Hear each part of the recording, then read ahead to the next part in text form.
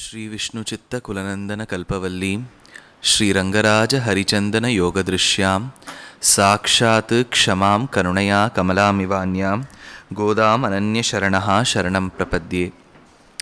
नीलातुङ्गस्तनगिरितटी सुप्तम् उद्बोध्य कृष्णं पारार्थ्यं स्वं श्रुतिशतशिरःसिद्धमध्यापयन्ति स्वोच्छिष्टायां स्रजनिगलितं या फलात् कृत्य भुङ्क्ते கோதா தஸ்யை நமயிதமிதம் பூய ஏவாஸ்து பூயः. அன்னவயல் புதுவை ஆண்டாள் அரங்கற்கு பன்னு திருப்பாவை பல்வதியம் இன்னிசையால் பாடிக் கொடுத்தாள் நற்பாமாலை பூமாலை சூடிக் கொடுத்தாளை சொல்லு. சூடிக் கொடுத்த சுடற்கொடியே தொல்பாவை பாடியருளவல்ல பல்வளையாய் நாடினீ வேங்கடவர்க்கென்னை விதியென்ன இம்மாற்றம் நான்கணவா வண்ணமே நல்கு.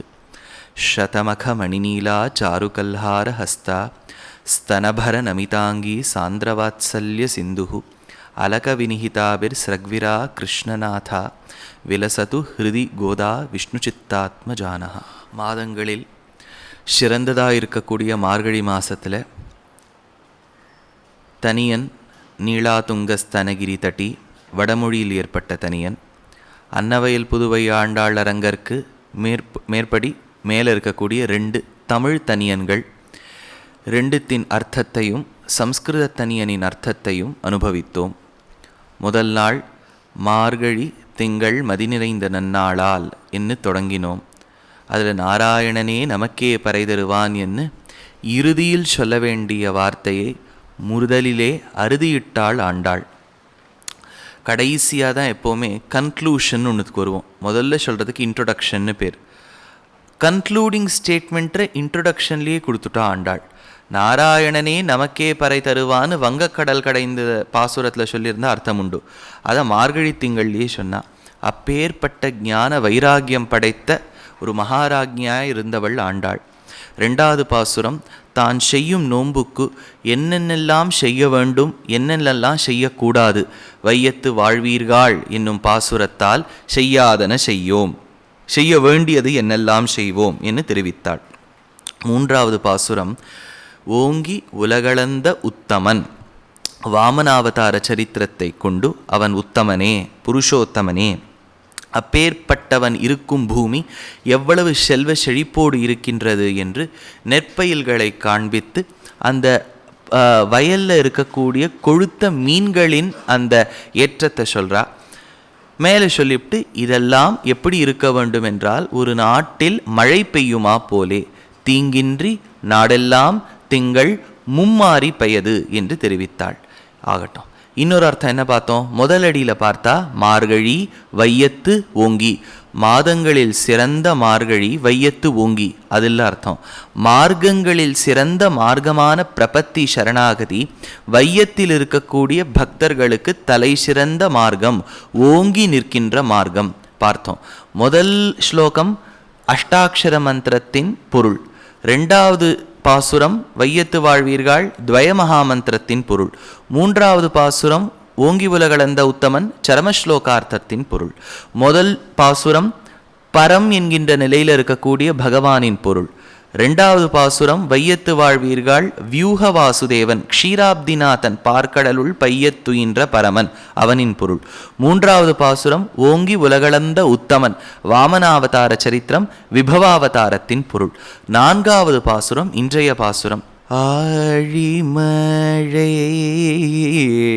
கண்ணா ஒன்று நீ கை கரவேல் ஆழியுள் பூக்கு முகந்து கொடை தேரி ஒழி முதல்வன உருவம் போல் மெய்கருத்து பாழியந்தோள் உடைய பற்பனாபன் கையில் ஆழி போல் மின்னி வலம்புரி போல் நின்றதீர்ந்து தாழாதே ஷார்கம் உதயத மழை போல் வாழ உலகினில் பேதிடாய் நாங்களும் மார்கழி நீரட மகிழ்ந்தேலோரும் பவை யாழிமழை கண்ணா. மூன்றாவது பாசுரத்தில் ஆண்டாள் சொல்லும்போது மழை பெய்யணும்னு சொல்றா. ஆனால் அந்த பாசுரத்தில் ஆரம்பிக்கும் போது ஓங்கி உலகளந்த உத்தமன் ஆரம்பிக்கிறார். வாமனாவதாரமாய் வந்து பலிச்சக்கரவர்த்தியினிடம் யாச்சகம் வாங்கி ஓங்கி உலகளந்த உத்தமன் என்று திரிவிக்ரமனை தெரிவிக்கின்றாள். இன்றைக்கும் 2 திவிதேசங்கள் போனேன்னு வச்சுக்கோங்க, 2 இல்லை 3 திவிதேசங்கள் போனேன்னா அழகா பெருமாளை சேவிக்கலாம். ஒன்று காஞ்சிபுரத்தில் உலகளந்த பெருமாள் கோவில் அப்படின்னு உண்டு. ஆனால் ஆச்சரியம் என்னென்னா அந்த பெருமாள் 108 சேர்த்தி இல்லை. அந்த பெருமாள் திருவடி கிட்ட ஒரு குகை மாதிரி ஒன்று இருக்கும். அந்த இடத்துல ஆதிசேஷன் படம் எடுத்திருப்பார். அது ஊரகம்னு பேர். கோவிலுக்கு பேரு உலகளந்த பெருமாள், அவர் திவ்யதேசத்தில் சேர்த்தி இல்லை. கால் கிட்ட இருக்கக்கூடிய ஆதிசேஷன். ஏன்னா பலிச்சக்கரவர்த்தி கீழே தள்ளிவிட்டார் பகவான். அவரால் நிமிர்ந்து பார்க்க முடியலையா பெருமாளை. நான் பார்க்குற லெவலுக்கு வான்னு சொன்னாராம். உடனே திருவடி கிட்ட பகவான் வந்து ஆதிசேஷனாய் காட்சி கொடுத்தானாம். ஊரகம் நிந்த எந்தை ஊரகத்து அப்படின்னார் ஆழ்வார். பிரதட்சிணமாக வந்தேன்னா 1 2 3 சன்னதி வரும். கார்வானம் திருக்காரகம் அப்படின்னு 3 திவ்யதேசம் வரும். பிரதட்சிணமாக வரும்போது அது 3 திவ்யதேசத்தில் சேர்த்தி. ஒரே கோவிலுக்கு போனேன்னா 4 பெருமாளை சேவிச்சுடலாம். அகோபிலம் போனால் 9 பெருமாளை சேவிச்சா ஒரு திவ்யதேசம். இங்கே ஒரு கோவிலுக்கு போனால் 4 திவ்யதேசம். அது உலகளந்த பெருமாள் கோவில். 2வது 5 கண்ணன் ஸ்தலங்கள்னு சொல்லுவா. திருக்கண்ணங்குடி, திருக்கண்ணமங்கை, திருக்கண்ணபுரம், கண்ணன் கபிஸ்தலம், திருக்கோவலூர். திருக்கோவலூருங்கிறது 108 திவ்யதேசங்களில் 2க்கு நடுநாட்டு ஸ்தலங்கள்னு பேர். ஒன்று கடலூர் கிட்ட இருக்கக்கூடிய திருவேந்திபுரம், திருவகீந்திரபுரம். இன்னொன்று விழுப்புரத்து பக்கத்தில் இருக்கக்கூடிய திருக்கோவலூர், திருக்கோவிலூர்னு சொல்லுவா. அங்கே பெருமாள் ஆயன்னு பேர். திருவிக்கிரமனா இருப்பார். ஆச்சரியமான பெருமாள். அங்கேயும் உலகளந்த காட்சியை பார்த்து கொள்ளலாம். 3வது காழிச்சீராம விண்ணகரம்னு சீர்காழிக்குள்ளியே பகவான் ஒரு குரலாய் மூவடி மண்வேண்டி இருநிலத்தே என்று தாடாளனாய் உலகளந்திருக்கார். அதனால அப்பேற்பட்ட பகவான் உலகளந்த பகவான்.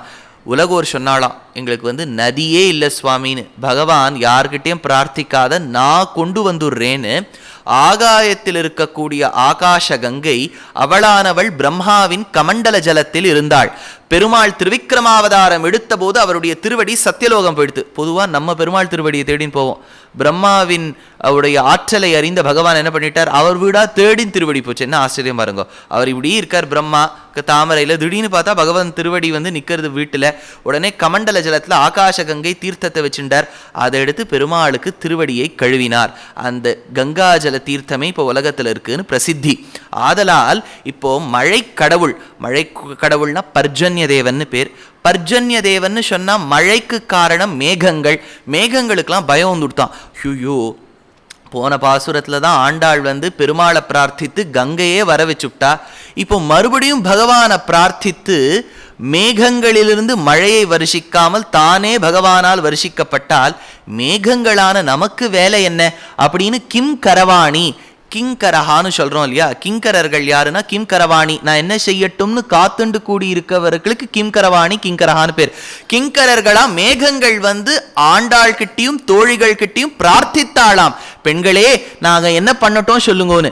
ஏன்னா ஆழிமழை கண்ணான ஆண்டாள் வந்து பர்ஜன்ய தேவன் கிட்ட பிரார்த்திக்கல, மழையை பொழிவாய் அப்படிலாம் சொல்லல. அந்த பர்ஜன்ய தேவன் எவளிடம் வந்து பிரார்த்தித்தாள், ஆழிமழைக்கு அண்ணா. மேல ஆச்சரியமா ஒரு விஷயம் சொல்றா. லக்ஷ்மணன் சீதையோடு ராமனோடு கானகம் சென்றார். ராமருக்கு காட்டுக்கு போகணும்னு தள்ளெழுத்து தீர்மானம் ஆயிடுத்து. ஆக்ஞை பிறந்த உடனே அம்மா சொல்றா நான் வரேன்னு. அம்மா வராதே, ஆத்துக்காரர் பக்கத்தில் இருக்கிறது தான் ஸ்திரீக்கு லட்சணம்னு சொல்லிட்டு இருக்கார். இதை சீதை வந்து ஜன்னல் வழியாக கேட்டுட்டு இருக்கா. சீதை கிட்ட வந்து ராமர் நீ இங்கே இருன்னு சொன்னான்னு சொல்கிறா. இப்போ தானே உங்கள் அம்மா கிட்ட சொன்னேன் அப்பாவோட கூட இருக்கணும்னு, அப்படின்னா நான் உன்னோட தானே இருக்கணும். லா பாயிண்ட்டை பிடிக்கிறா சீதை.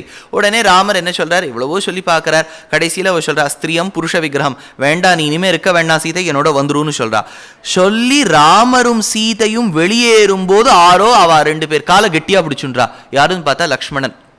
சப்ராத்துச்சரணௌகாடம் நிபீட்ய ரகுநந்தனஹ சீதாம் உவாச்ச அதிசயாம் ராகவம் ச மகாவிரதம்.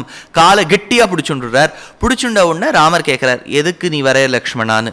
அதுக்கு லக்ஷ்மணர், உங்ககிட்ட நான் பேச்சு இல்லை, தாயார்கிட்ட கேட்டுக்கிறேன். சீதையை பார்த்து கேட்கிறார், சீதையே உனக்கு 10 பாத்திரம் தேக்க தெரியுமா? சீதை சொல்லிவிட்டா, அப்படிலாம் நான் வளரவே இல்லை, எங்கள் அப்பா கிச்சனுக்குள்ளேயே நான் விட்டதில்லை, விட்டாதானே நான் போய் தேக்கிறதுக்கெல்லாம்.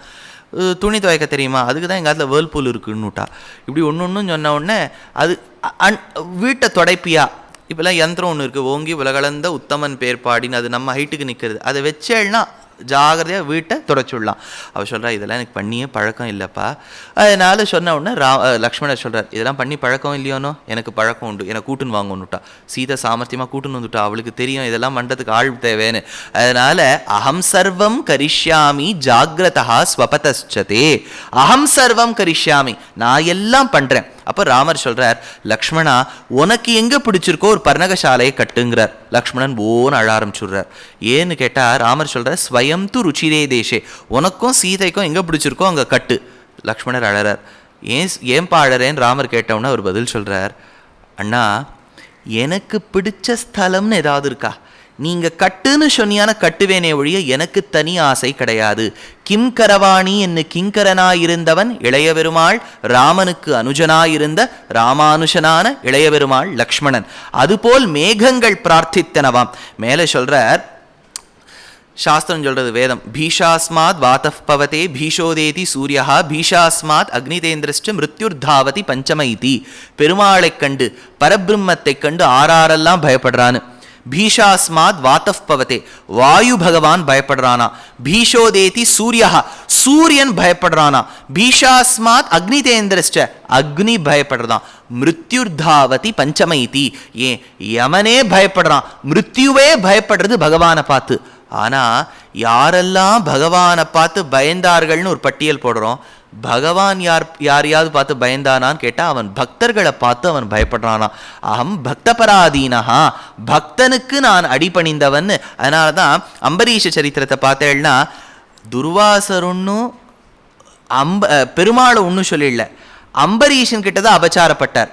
சக்கரத்தாழ்வார் பிரதிபட ஸ்ரேணி பீஷண வர குணஸ்தோம பூஷண ஜனி பயஸ்தான தாரண ஜகத் அவஸ்தான காரண நிகில துஷ்கர்ம கர்ஷன நிகம சத்தர்ம தர்ஷன ஜெய ஜெய ஸ்ரீ சுதர்ஷன ஜெய ஜெய ஸ்ரீ சுதர்ஷனன் புறப்பட்டு போறார். அப்போ பிரார்த்திக்கிற ரிஷி, எப்படியாவது சக்கரத்தை வாங்கிக்கோன்னு. அப்போ பெருமாள் சொல்றாரு, இதை பாருப்பா, வாங்கிக்கிறதோ விடுறதோ என் பிரச்சனை இல்லை, என் சக்கரத்தாழ்வாருக்கே கொஞ்சம் ரோஷம் அதிகம், என் பக்தர்கள் ஆறாவது ஏதாவது சொல்லிவிட்டு அவர் புறப்பட்டுருவார். அதனால பகவானை கண்டு எல்லோரும் அஞ்சுகிறார்கள். பகவான் தன் பாகவதோத்தமர்கள் பக்தர்களை கண்டு அவன் அஞ்சுகிறான். அதனால ஆண்டாள் பிரார்த்திக்க வேண்டாம் மழை பெய்ய வேண்டும்னு, அவ சொன்னா மழை பெய்யுமாம். மேல துருவ சரித்திரம் சொல்லும் போது பாகவதத்துல பார்ப்போம், துருவன் மண்டலத்துக்கு ஏறும்போது யமன் மேல காலை வச்சுட்டு ஏறினானா. ஏன்னா யமன் மற்றவர்களுக்கு யமன், ஆனா பெருமாளுடைய பக்தனுக்கு அந்த யமனுக்கு வேலையே இல்லை. பகவத்பாதாள் என்ன சொன்னார், கிரியத்தே தயமேன சர்ச்சா பஜ கோவிந்தம். கிரியத்தே தஸ்ய யமேன சர்ச்சா, பெருமாளுடைய நாமத்தை சொன்னா யமனோட சர்ச்சை கூட பண்ண வேண்டாமா. அதனால யமன் மீது கால் வைத்து மண்டலத்துக்கு ஏறுவதற்காக துருவன் ஏறினான். மேல அதாவது ஆண்டாள் விரதத்தை முடிகிற சமயத்தில், அதாவது மார்கழி நோன்பு 30 நாட்கள் முடியும் சமயத்தில் தான் பகவான் தான் மழையை கொடுக்க வேண்டும். யோசிச்சு பாருங்களேன், இப்போ ஏதோ சங்கல்பம் பண்ணிக்கிறோம், பகவானே இது நடக்கணும்னா முடிகிற சமயத்தில் நமக்கு பலன் கொடுத்தால்தான் நல்லது. நடுவிலேயே கொடுத்துவிட்டா பண்ணுறது நிறுத்திடுவோம், அப்படிதானே கணக்கு. ஆண்டாள் பிரார்த்தித்தாள் மழை பெய்ய வேண்டும் என்று. 30வது பாசுரம் முடிஞ்ச உடனே 31வது நாள் மழை பெஞ்சிருந்தான பகவானோட அவளுடைய விரதம் பூர்த்தியாயிருக்கும். ஆனால் பகவான் என்ன பண்ணிவிட்டார், நடுவுலேயே மழை கொடுத்துவிட்டார். எப்படி சுவாமி மழை கொடுத்தாருன்னு தெரியும்னா, அவ பின்னாடி என்ன பண்ணுறா, பனித்தலை வீழ நின் வாசர் கடை பற்றின்னு பாடுறாளா. பனித்தலை விழன்னு சொன்னா முன்னாடி மழை பெஞ்சிருக்கணும். 4வது பாசுரம் பாடி மழை வர வேண்டும்னு வருண ஜபம் பண்ணுவது போல் பர்ஜன்ய தேவனுக்கு கட்டளையிட்ட ஆண்டாளின் கணக்கின் பேரில் பனித்தலை விழ பாசுரத்துக்கு முன்னாடியே மழை பெஞ்சுடுத்து. அப்படின்னா 30 பாசுரங்களுக்கு முன்னாடியே மழை வந்துடுத்தே, விரதத்துக்கு பங்கம் வராதா? இப்படி ஆண்டாள் யோசிச்சு பண்ணிருக்க வேண்டாமான்னு கேட்டா, வரதந்துன்னு ஒரு மகரிஷி, அவருக்கு கௌத்ஸ்தர் அப்படின்னு சொல்லிட்டு ஒரு சிஷ்யர். அந்த சிஷ்யர் போய் ஆச்சாரியன் கிட்ட கேட்டார், சுவாமி எனக்கு கொஞ்சம் தட்சிணை கொடுக்கணும்னு ஆசை, இவ்வளோ கற்றுக் கொடுத்துருக்கேள், ஏதாவது வேணுமா? ஆச்சாரியன் வேண்டானார். வலுக்கட்டாயமாக கேட்ட உடனே எனக்கு கொஞ்சம் தனம் வேணும் யஜ்யங்கள்லாம் பண்ணுறதுக்குன்னு சொன்ன உடனே இந்த கௌத்ஸ்தர் என்ன பண்ணுறார், ரகு மகாராஜா கிட்ட போகிறார். ரகு மகாராஜா கிட்ட எப்போ போகிறார் பிரார்த்திக்க? அந்த ரகு மகாராஜா ஒரு மகா வேள்வி செய்து எல்லா சொத்து பத்தியும் வழிச்சு எடுத்து பிராமணர்களுக்கு கொடுத்துடுறார். ஒண்ணுமே இல்லாத சமயத்துல ரகு மகாராஜா கிட்ட இந்த கௌத்ஸ்தர் போறார்.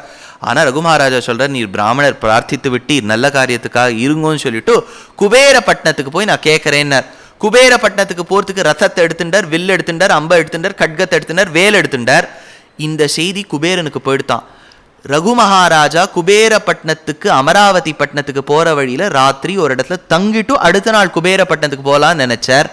போய் குபேரனை பிரார்த்தித்து தனம் பெறலாம்னு நினைக்கிறதுக்கு முன்னாடி அந்த ராத்திரியே ஸ்வர்ண மழை வந்துடுத்தான். அதாவது அவன் விரதம் நிறைவேறுவதற்கு முன்பே வந்துடுத்து. அதுக்காக அவன் குபேரப்பட்டினம் போகாம இல்லை. அந்த மாதிரி மழையை பிரார்த்தித்து நோன்பு இருக்கும். நடுவுல மழை பெஞ்சு கொடுத்தானா நாங்க நிறுத்திட மாட்டோம், ரகு மகாராஜா நிறுத்தலையே அப்படின்னு ஆண்டாள் சொன்னாலாம். மேல அழகான ஒரு இது சொல்றா, ஆழிமழை கண்ணா. ஆழிமழைனா உலகத்தின் முடிவில் இருக்கக்கூடிய அப்பேற்பட்ட மகார்ணவ மழை, அதற்கும் கண்ணா. காரணம் பாருங்கோ, ஒரு மேகத்திலிருந்தான் நமக்கு இப்போ நீங்கள் மேகத்தை பார்த்து தான் உங்களுக்கு மழை வரப்போகிறதா இல்லையானே தெரியும். மேகங்கள் எப்படி இருந்தால் மழை வரும்? கருத்த மேகங்களாக இருந்தால் மழை வரும்.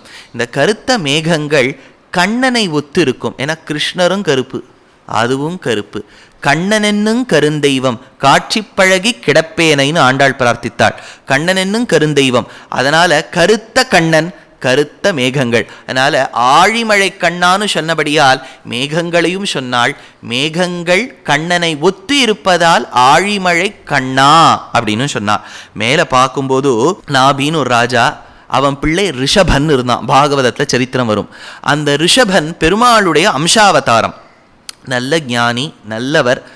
அவர் காலத்துல மழை பெய்யவே இல்லை. ஏன்னா இந்திரனுக்கு என்னன்னா இந்த ரிஷபனுக்கே எல்லா புகழும் போறதே அப்படிங்கிறதுக்காக மழை பெய்யல. அப்போ ரிஷபன் தானாகவே மழை உருவாக்கினானாம். அதுபோல் ஆண்டாள் சொல்றா, மேகங்களே நீங்கள் பெய்யவில்லை என்றால் என் பகவான் கொடுப்பான்னு சொல்றா. மேகங்கள்லாம் காத்துன்னு இருக்கு. இதுல ஒரு சின்ன விஷயம், ஆழிமழை கண்ணா அப்படிதானே நம்ம பாசுரம் பாடுறோம், ஆழிமழை கண்ணா பாடுறோம். ஆனா பிரிக்கும் போது பெரியவா இன்னொரு மாதிரி பிரிப்பா, ஆழிமழைக்கு அண்ணா அப்படின்னும் பிரிப்பா. காரணம் என்னன்னு சொன்னா, அண்ணான்னு சொன்னாலே சம்பிரதாயத்துல ராமானுஜர், ஆண்டாள் அண்ணாவை தானே கூப்பிடுவோம், ராமானுஜரை தானே கூப்பிடுவோம். ஆழி மழைக்கு அண்ணா. ஆழிமழைன்னு சொன்னா கருணை என்னும் மழை, ஞானம் என்னும் மழைக்கு அண்ணா அப்படின்னு பிரார்த்திக்கிற மாதிரியும் இருக்கு. இன்னொன்னும் மகிழ்ந்துன்னு பாடுறா. இப்போ மழை பெய்யும் போது பர்ஜன்ய தேவன் கிட்ட ஆண்டாள் சொல்றா, மழை பெய்யும் போது துக்கத்தோட மழை பெய்யாத, சந்தோஷமா மழை பெய். இப்படிலாம் யாராவது பிரார்த்திப்பாடான்னு கேட்டால் பிரார்த்திச்சா. ஏன்னா ஹாலாஸ்ய மகாத்மியம்னு ஒரு சரித்திரம் மதுராபட்டினத்தை பற்றி சொல்கிறா. மதுரானா வடமதுரை இல்லை, தென்மதுரை, நம்மூர் மதுரை. மதுரையை பற்றி ஒரு சரித்திரம் சொல்கிறா. சிவபெருமானின் பெருமைகளை உட்கொண்ட சரித்திரம். அதில் என்ன ஆகிடுறது, ரொம்ப அழகான ஒரு விஷயம். எல்லாம் பாருங்க, எங்கேருந்து தான் இந்த பெரியவாள்லாம் இதை எடுத்து இந்த வியாக்கியானத்தோட கோத்தாளோ தெரியல. அவளுடைய ஞானத்தை சொல்கிறதா, அவள் பாடி கொடுக்குறாப்புல ஆண்டாள் எழுதியிருக்காளே அவள் பெருமையை சொல்கிறதா தெரியல. அதில் இதை தேசிகன் பின்னாடி ஹம்ச சந்தேஷத்தில் எடுக்கிறார். என்ன கதைன்னு சொல்கிறேன், நீங்கள் கேள்விப்பட்டிருப்பேடா இல்லையான்னு தெரியல. பட்டிருக்கப்படாது, ஏன்னா இப்போ சொல்ல போகிறேனோ. அதனால் ஹாலாஸ்ய மகாத்மியம், ஹாலாஸ்ய மகாத்மியத்திலேருந்து ஒரு சின்ன சரித்திரம் சொல்கிறா. என்னன்னா, ஒரு வாட்டி இந்திரன் ஒரு சபை நடத்தினான், பெரிய சபை நடத்திவிட்டான். நடத்துவதற்காக மக்களை வரவேற்றான். ஸ்பெஷல் இன்வைட்டீஸ்னு இருப்பா பாருங்க, ஸ்பெஷல் இன்வைட்டீஸை கூட்டான். சோழராஜா, பாண்டியராஜா, சேரராஜா, 3 ராஜாக்களை அழைத்தான். பாண்டியராஜா இன்னும் சவுத்துலேருந்து இருக்கார், அதாவது இன்னும் பாண்டியம் கொஞ்சம் கீழே தானே தள்ளி இருக்கு, மேலே தான் சோழர்கள், சோழர்களுக்கு அப்புறத்தில் சேரர்கள். அதனால டிஸ்டன்ஸ் பாண்டிய ராஜாவுக்கு கொஞ்சம் ஜாஸ்தி இந்திரபட்டினத்துக்கு. அதனால இந்திரன் என்ன பண்ணியிருக்கான், இன்னைக்கு சீட்டிங் அரேஞ்ச்மெண்ட் சரியா பண்ணல. அவனுக்கு அமருவதற்காக ஆசனம் பக்கத்தில் 2 ஆசனம் போட்டிருக்கான். இன்விடேஷன் 3 பேருக்கு அமுச்சுட்டான். ஆனால் ஆசனம் போட்டதோ 2 பேர். நம்ம கல்யாணத்துக்கு என்ன விடுவோம், நிறைய பேருக்கு பத்திரிக்கை சொல்லிவிடுவோம்.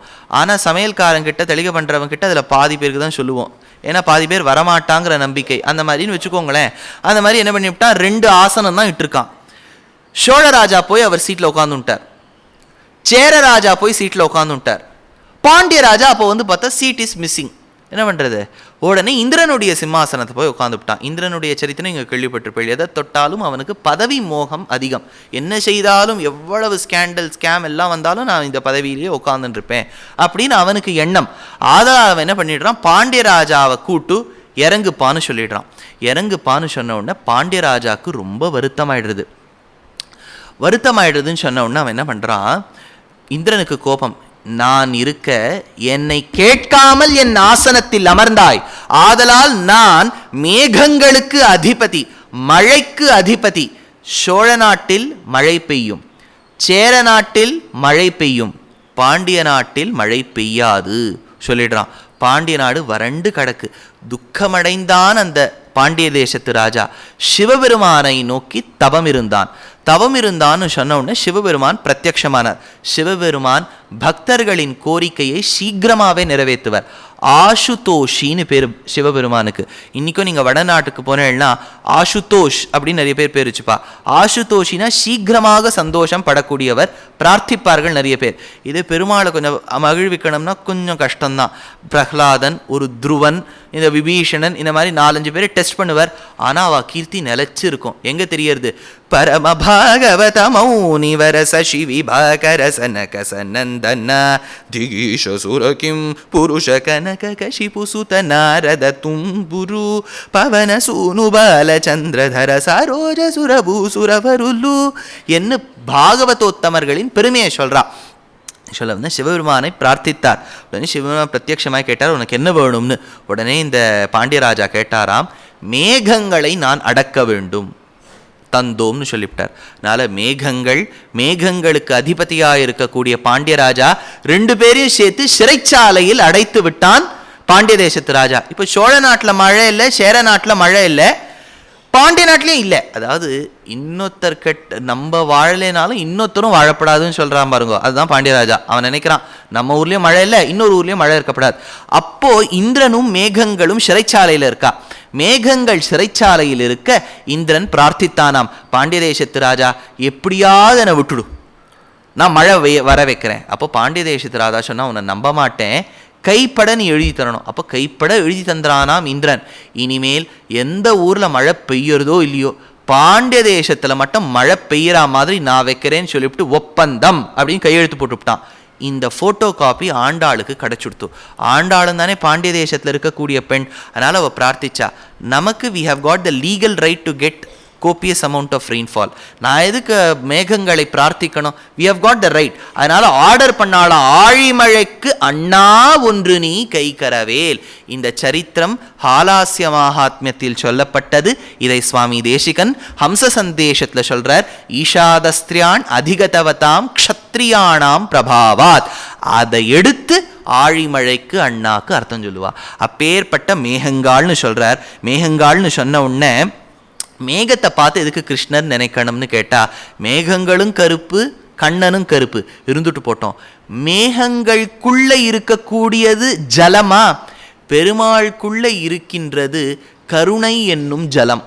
மேகத்தை பிழிஞ்சா வருது தண்ணீர், பகவானை பிழிஞ்சா வரக்கூடிய தயை என்னும் தண்ணீர். அதனால 2மே கருத்து இருக்கு.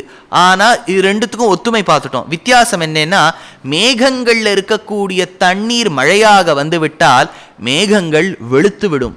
பகவான் எவ்வளவு கருணை பொழிந்தாலும் அவன் கருநிறத்தோடு தான் கூடியிருப்பான். மேல ஆழிமழைக்கு அண்ணா ஒன்று நீ கைகரவேல், அதாவது ஏமாத்தக்கூடாது. நீ உன்னுடைய கடமையை பூர்த்தியாக செய்ய வேண்டும். எங்க விரதத்தில் ஏதாவது பங்கம்னு இருக்கலாம், சிறு குறைகள் வரலாம். இப்போ ஒன்றுமே இல்லை, இப்போ சாதாரணமாக ஒரு யஜ்யம் பண்ணுறோன்னு வச்சுக்கோங்க, இது சுதர்சன ஹோமம் அதெல்லாம். இப்போ பிராஜாபத்தியம்னு ஒரு யாகம் பண்ணுவா சாஸ்திரப்படி.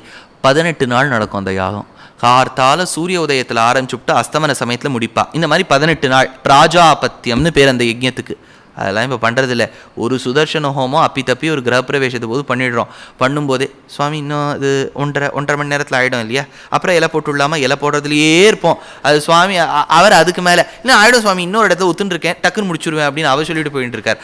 அதனால் எப்போ இது முடியும்னு காத்துருக்கோம். ஆனால் ஒரு ஹோமம்னு பண்ணால், யஜ்யம்னு பண்ணால் அதில் உத்காதான் இருப்பார், அத்வரியூன் இருப்பார். அவள்லாம் வேதம் சொல்கிறவா. ஒருத்தர் சாமம் சொல்லுவார், ஒருத்தர் பாடுவார், ஒருத்தர் கைப்பிடிப்பார். அதில் எப்படின்னா ஒருத்தர் இப்படி பிரதட்சிணமாக அவள் வரணும். பிரம்மானு சூப்பர்வைசர். இப்போ ஒரு ப்ராஜெக்ட்னு போட்டால் சூப்பர்வைசர்னு இருக்கா இல்லையா, யஜ்யத்துக்கு பிரம்மானு ஒருத்தர் இருப்பார். அவர் மூலையாக உட்கார வச்சுருவா. அவர் ஏதாவது தப்பு இருந்தால் கண்டுபிடிக்கணும். இப்போல்லாம் யாரை வேணாலும் பிரம்மாவாக உட்கார வச்சுப்படுறா. ஏன்னா இதை பாருங்க சுவாமி, ஏதாவது நிறைய தப்பு இருக்கும். தப்பு தெரியாதவரை போட்டால் தானே அவர் தப்பு கண்டுபிடிக்க மாட்டார், தெரிஞ்சவரை போட்டுவிட்டு அவர் தப்பு கண்டுபிடிப்பார். ஏன்னா யஜ்யம் பண்ணும்போது நடுவில் செல்ஃபோன் அடித்தா பேசப்படாது. யஜ்யம் பண்ணும்போது நடுவில் சம்ஸ்கிருதத்தை தவிர வேறொரு மொழியில் பேசப்படாது. ஹலோ அப்படின்னு சொல்லிவிட்டாலே யஜ்யபங்கம். அதுக்கு ஒரு பிராயசித்தம் சொல்கிறா. அப்புறம் எல்லாரும் ஒருத்தருடைய கச்சர், இந்த சின்ன குழந்தைகள்லாம் ட்ரெயின்னு ஒரு விளையாட்டு விளையாடும். அது ஷர்ட்டை பின்னாடி பிடிச்சின்னு வரும் பாருங்க. அந்த மாதிரி யஜ்யம் பண்ணும்போது அத்வரியூ உத்காத்தாலாம் இருக்கா பாருங்க. அவ கச்சத்தை பிடிச்சுண்டு நடக்கணும்.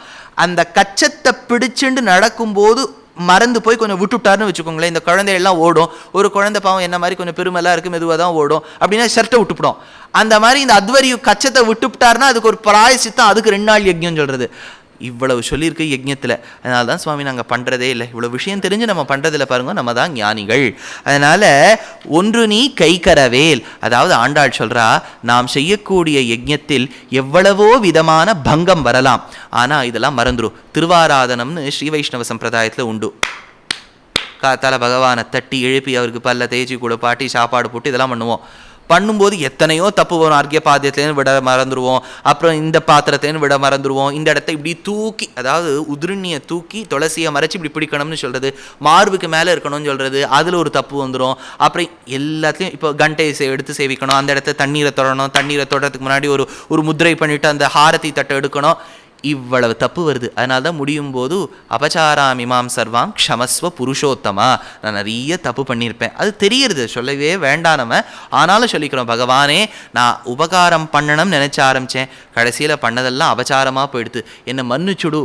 அஜ்ஞானினா மயாதோஷான் அசேஷான் விஹிதான் ஹரே க்ஷமஸ்வத்வம் க்ஷமஸ்வத்வம் சேஷசைல சிகாமணே. அதனால் ஆண்டாள் சொல்கிறா, நாங்கள் இருக்கக்கூடிய நோம்பில் எத்தனையோ விதமான தவறுகள் செய்யலாம், ஆனால் பகவானே நீ பொறுத்தருள வேண்டும். நாங்கள் இப்படி தப்பு பண்ணிட்டோங்கிறதுக்காக மழை பெய்யாமல் இருக்கப்படாது. அப்போ கூட மிரட்டல் தான். ஆண்டாளுக்கு பொதுவாக பணிவு தான் தெரியும். அவளுக்கு இந்த photo copy of the agreement வந்து கொடுத்தோனோ, இப்போ கொஞ்சம் லீகலாக பேசுகிறா. ஆழிமழைக்கு அண்ணா ஒன்று நீ கைகரவேல். மேலே சொல்கிறா, ஆழியுள் புக்கு. எந்த ஆழின்னு சொன்னால் ஒரு இடத்த தண்ணீர் இருக்க வேண்டும். மேகங்களே சூரியனின் கிரணங்களை கொண்டு நீங்கள் உள்புக வேண்டும். சாதாரண ரெட் ஹில்ஸ் குளமோ, எங்கள் பம்பாயில் வந்து கொய்னா மைனா அப்பர் வைத்தரணா லோவர் வைத்தரணா விரா லேக்கு பவாய் லேக்கெல்லாம் இருக்குது, அங்கெல்லாம் போகப்படாது. குளம் குட்டை நதிகள்லாம் இருக்கப்படாது. ஏன், சகர மகாராஜாவின் புத்திரர்களால் தோண்டப்பட்டு அவ்விடத்தில் தண்ணீர் தேங்கி சாகரமாக இருக்கிறதுலேருந்து கூட நீ உள்ளேந்து தண்ணீர் எடுக்கப்படாது. மகார்ணவம்னு சொல்றாளே, பிரளய காலத்தில் ஒரு சமுத்திரம்னு, அந்த சமுத்திரத்துக்குள்ள புகுந்து நீ தண்ணீரை எடுக்க வேண்டும். ஆழியுள் புக்கு முகர்ந்து கொடாய்த்தேரி. கம்பராமாயணத்தில் யுத்த காண்டத்தில் கம்பன் நிருசிம்மனிடத்தில் அதிகமாக பிரேமையுடையவன். ஆதலால் ஹிரண்யகசிபு பற்றி சொல்கிறார். ஹிரண்யகசிபுவுக்கு அவனுடைய வழி தனி வழியான். அவனுடைய வழி எப்படின்னு சொன்னால், மற்றவா குளிக்கிற இடத்துல அவன் குளிக்க மாட்டானா. ஏன்பா ஆற்றுல குளின்னு கேட்டால் அவன் சொல்லுவான், பிவிசி பைப்பில் வருது குளிக்க மாட்டேன். குளத்து தண்ணியில் குளினா அதில் எல்லாரும் பாத்திரம் தேய்க்கிறா, குளிக்க மாட்டேன். சமுத்திர ஜலத்தில் குளி, அதில் உப்பாக இருக்குது, குளிக்க மாட்டேன். பின்ன எதில் தான் குளிப்பேன்? அண்டத்தை போதித்து அப்புறத்து அப்பினாலாடும். இப்போ நம்ம பூஹு புவஹா சுவஹா மகா ஜனஹா தபஹா சத்தியம் அத்தள வித்தள சுதள ரசாத்தள தளாத்தள மகாத்தள பாத்தாள 14 லோகங்கள் ஒரு முட்டை வடிவாக இருக்கு. பிரம்மாவினால் சிருஷ்டித்த முட்டை, பிரம்மத்தினுடைய அண்டம் பிரம்மாண்டம். அந்த பிரம்மாண்டத்தில் அண்டகட்டாகம்னு ஒன்று இருக்கும், முட்டையினுடைய ஷெல். என்ன சுவாமி உபன்யாசம் பண்ணுங்கன்னா முட்டை கிட்டேன்னு பேசிட்டு இருக்கல, நான் என்ன பண்ணுறது, அவர் பிரம்மாண்டம்னு பேர் வச்சுட்டார். அந்த முட்டையின் ஷெல்லுக்கும் அந்த முட்டைக்கும் இடையில் யூட்டரைன் வாட்டர்ஸ், கர்ப்போதக ஜலம்னு இருக்கும். அதாவது இப்போ தாய் வயிற்றிலேருந்து நம்ம வரோன்னு வச்சுக்கோங்க, சுத்தமாக ஜான்சன் அண்ட் ஜான்சன் டவலில் சுற்றி வரமாட்டோம். வரும்போதே ஆம்னயோனிக் ஃப்ளூயிடோட தான் ஒரு ரத்தமும் விஷதையும் கலந்து தான் வருவோம். அதை செவிலித்தாய் நன்னா அலம்பி அழகாக நமக்கு பவுடர்லாம் போட்டு இப்படி மறைக்கிறா. பார்த்தோம்னா அப்பா பகவத் சிருஷ்டியில் அப்படியே தாய் வயிற்றுலேருந்து வந்திருக்குன்னு நினைப்போம். இல்லை, அந்த தண்ணீர் இருப்பது போல் அண்டகட்டாகத்துக்கிட்டேயும் ஜலம் இருக்கும். அந்த ஹிரண்யகசிபு சொல்லுவானா, நான் இந்த ஜலத்தில் தான் குளிக்க மாட்டேன், அண்டகட்டாகத்துக்கு மேலே ஒரு ஜலம் இருக்கும் பாருங்க, அதில் ஓட்டையை போட்டு குளிப்பேன்னு சொல்லுவானா. அந்த மாதிரி ஆண்டாள் சொல்கிறா, இந்த குளம் குட்டை அந்த தண்ணீர் வேண்டாம், மகார்ணவம் என்னும் கடலில் உள்புகுந்து அந்த தண்ணீரை எடுத்துக்கொண்டு வருஷிக்க வேண்டும். ஆழிமழைக்கு அண்ணா ஒன்று நீ கைகரவேல் ஆழியுள் புக்கு. மேலே ஒன்னே ஒன்று தெரிஞ்சுக்கோங்க, water water everywhere but not a drop to ட்ரிங்க்னு சொல்லுவா.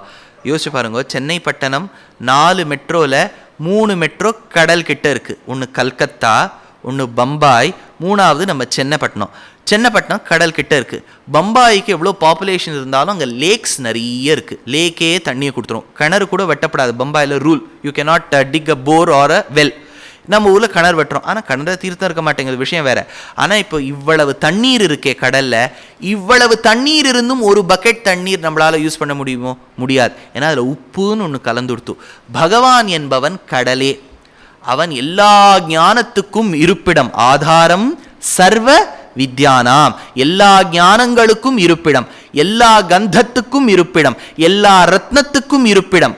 ஆனா அவன்கிட்ட உப்புன்னு ஒன்று கலந்துடுத்து. என்ன உப்புனா சுவாதந்திரியம். நான் தான் வாசுதேவ சர்வமிதி சமஹாத்மா சுதுர்லபா. வாசுதேவன் நானே, நானே அகமேவ பரம் தத்துவம். மாற மாற தட்டிப்பார், நான் தான். அவர் பேச்சை கேட்கலன்னா அவர் கோவம் வந்துடும். அது என்னவோ அந்த கெட்ட பழக்கம் அவர் வச்சுருக்கார். அதனால அவருக்கு அந்த பழக்கம் இருக்கின்றபடியால் தான் அவர் சொல்றதை தான் ஆறாவது கேட்கணும். கம் மை வே ஒரு டேக் த ஹைவே. அதே தான் பெருமாளுடைய இது. ஆனால் அந்த சுவாதந்திரம் நம்மக்கிட்ட காண்பிச்சா நம்மளால் தாங்க முடியாது. நம்ம என்ன சொல்கிறோம், இதை பாரு இந்த கேட்போம், வேணுங்கிற சமயத்தில் மட்டும் கேட்போம். ஆனால் அந்த சுவாதந்திரங்கிற உப்பு கலந்ததால் நம்மளால் பெருமாளுடைய கருணையை முழுக்க யூஸ் பண்ண முடியல, உபயோகிக்க முடியல. அப்போது மேகங்கள் என்னும் ஆச்சாரியர்கள் அந்த சமுத்திரமான பகவானிடத்திலிருந்து உப்பை விட்டுட்டு சுத்த ஜலத்தை எடுத்து அந்த ஞானத்தையும் கருணையும் நம்மீது வருஷிக்கின்றார்கள். மேகங்கள் கொடுக்கிற தண்ணீரை நம்மளால பருக முடியறது, சமுத்திர ஜலத்தின் தண்ணீரை பருக முடியல. சமுத்திர ஜலத்தில் இருக்க தண்ணீர் தான் மேகத்துக்கு போயிருக்கு, ஆனா உப்பை விட்டுட்டு போயிருக்கு. பகவான் கிட்ட இருக்க சுவாதந்திரத்தை விட்டுட்டு அது கொடுப்பதால் மேகங்கள் ஆச்சாரியர்களுக்கு சமம். ஆழிமழைக்கு அண்ணா ஒன்று நீ கைகரவேல் ஆழியுள் புக்கு முகர்ந்து கோடாய்த்தேரி. மேலே ரொம்ப அழகாக ஒரு விஷயம் சொல்கிறா. பெருமாள் கண்ணன் என்னும் கருந்தெய்வம். இந்த இடத்துல மேகங்களும் கருப்பாக இருக்கா. தேவகியானவள் வெளுவெளேர்னு இருப்பலாம். அவ கர்ப்பத்தில் பகவான் தங்கிவிட்டார். பகவான் தங்குற சமயத்தில் குழந்தையின் பிரலாபமும் அந்த வைபவமும் எப்படின்னா, குழந்தை கண்ணனின் பிரபாவம் தேவகிக்கு பரவிடுத்து. தேசிகன் யாதவாபியுதயத்தில் வர்ணிக்கிறார்.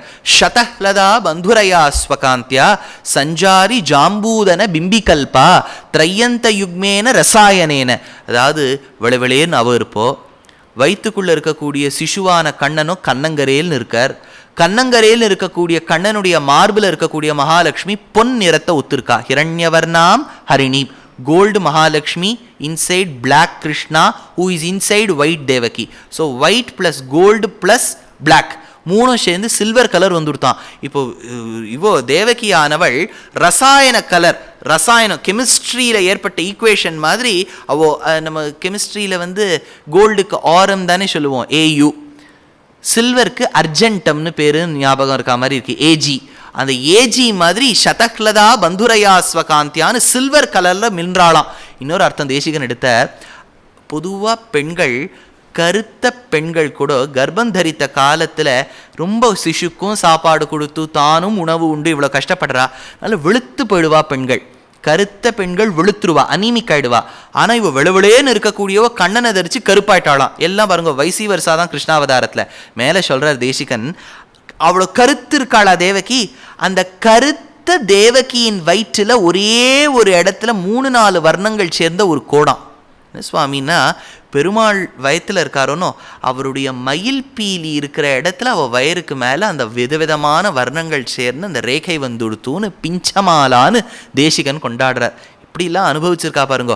ஆழிமழைக்கு அண்ணா ஒன்று நீ கைகரவேல் ஆழியுள் புக்கு முகந்து கொடாய்த்தேரி. மேலே சொல்றா கருத்த மேகங்கள் பகவானை ஒத்திருக்கா. கம்பர் வர்ணிக்கிறார். கம்பராமாயணத்தின் பெருமையை பாருங்கோ. சூர்பனகையானவள் ராமனின் அழகில் ஈடுபட்டாள். ராமா உன்னை நான் கல்யாணம் பண்ணிக்கணும்னா ராம சொன்னார் எனக்கு ஏற்கனவே கல்யாணம் ஆயிருக்குமா, அதனால என்னன்னு அவ கேட்டா. அவள் ஊரில் அதெல்லாம் அலவுடு. ஏற்கனவே சூர்பனகையானவள் கணவனை இழந்திருக்கா, அந்த துக்கத்தில் கூட இல்லாமல் உடனே நான் இவரை கல்யாணம் பண்ணிக்கிறேன்னா இவர் சொன்னார் ஏற்கனவே கல்யாணம் ஆயிருக்கு அதனால என்னன்னா அப்போ தான் மூக்கு காது அருந்து போனாள்னு சொல்கிறோம். அருந்து போன பிறகும் ராவணன் கிட்ட போறா. பொதுவாக ஆரோ நம்மளை அடிச்சுட்றான்னு வச்சுக்கோங்களேன், வழக்கம் தானே அது. அடிச்சுட்டா நம்ம என்ன போய் சொல்லுவோம், பாவி அவன் அடிச்சான்னு சொல்லுவோம். ராமர் லக்ஷ்மணனை இட்டு மூக்கு காது அரைச்சிருக்கார் சூர்பனகைக்கு. அவர் ராவணன் கிட்ட என்ன போய் சொல்லியிருக்கணும், கரதூஷணாதிகள் கிட்ட போய் என்ன சொல்லியிருக்கணும், பாவி ராமன். நம்ம ஊரில் சொல்கிறாளோ பாவி ராமன், அதே தான் பாவி ராமன் சொல்லியிருக்கணும். அவள் அப்படி சொல்லலை. என்ன சொல்லிவிட்டா, என்ன அழகான ராமன், என் மூக்கை நன்னா வெட்டினார் தெரியுமோ அப்படின்னா. வியந்து போனார் கம்பர். ஏன்பா அடிக்கிறவனை புகழ்வாளா யாராவது சொன்னா. தருணவும் ரூபசம்பன்னவு சுகுமாரவு மகாபலவு புண்டரீக விசாலாட்சவு ஸ்ரீரகிருஷ்ணாஜினாபரோ. என்ன அழகான தாமரை கண்ணுயா அவனுக்கு, என்ன அழகா தோಳು, என்னமா வெட்டினா தெரியுமோ. கரனுக்கும் தூஷணனுக்கும் இவ ஸ்துதி பாடுறாளா வெய்யறாளானே கொஞ்சம் சந்தேகம். எதுக்குன்னா வால்மீகி சொன்னார், சத்ரோஹோ பிரக்யாத வீரியஸ்ய ரஞ்சனீயஸ்ய விக்ரமைஹி. ராமனை கௌசல்யை போற்றுவது பெரிய விஷயம் இல்லை, தசரதன் போற்றுவது பெரிய விஷயம் இல்லை, சீதை போற்றுவது பெரிய விஷயம் இல்லை, சுக்ரீவனும் ஹனுமானும் ஜாம்பவானும் நளனும் நீளனும் விபீஷணனும் போற்றுவது பெரிய விஷயம் இல்லை. தாட்டகை போற்றிருக்கா, தாரை போற்றிருக்கா, மண்டோதரி போற்றிருக்கா, சூர்பனகை போட்டிருக்கா. அதனால ராமாயணம் படிச்சேன்னா என்ன ஸ்துதி படிக்கணும் தெரியுமோ, சூர்பனகா ஸ்துதின்னு ஒன்று உண்டு, தாரா ஸ்துதின்னு ஒன்று உண்டு. அவா ராமரை புகழ்ந்தா மாதிரி யாரும் புகழ மாட்டா. ஏன்னா கூட இருக்கிறவா புகழ்வது எப்போவுமே, அதாவது சாதாரண குழந்தை அம்மா என்னம்மா பேசுறது பாருங்களேன், ஐயோ பக்கத்தாத்து குழந்தை தத்துவமுக்தா கலாபத்தையே ஒப்பிக்கும், சுமாராக தான் சொல்கிறதும்பா. அதனால் தங் குழந்தை எது சொன்னாலும் வசதியாக இருக்குது. ஆதலால் பார்த்தார். இதுக்கு இந்த இடத்துல சொல்ல வந்தேன்னா, அந்த அந்த எண்ணத்தை நாம் கவனிக்க வேண்டும். சூர்பனகை மூக்கு காது அருந்து போனாலும் ராமனிடத்தில் பிரீத்தி அதிகம். யோசிச்சு பாருங்களேன், ராமரின் அழகில் சூர்பனகை ஈடுபட்டது ஒன்றும் பெரிய விஷயம் கிடையாது, சாதாரணமாக நடக்கிறதானே. இன்றைக்கும் நீங்கள் வடுவூர் போய் ராமரை சேவிக்கணும். அவர் நின்றுருக்க அழகை பார்த்தேன்னா, சுவாமி இங்கே தங்கிடலாமா, இல்லாட்டா ஏதாவது முடியலன்னா கோவிலில் பார்த்துக்க முடியலன்னா அந்த விக்கிரகத்தை கொடுத்துருங்க, ஆற்றுக்கு எடுத்துன்னு போயிடலாம். அப்படி இருப்பார் பெருமாள் பார்க்கறதுக்கு.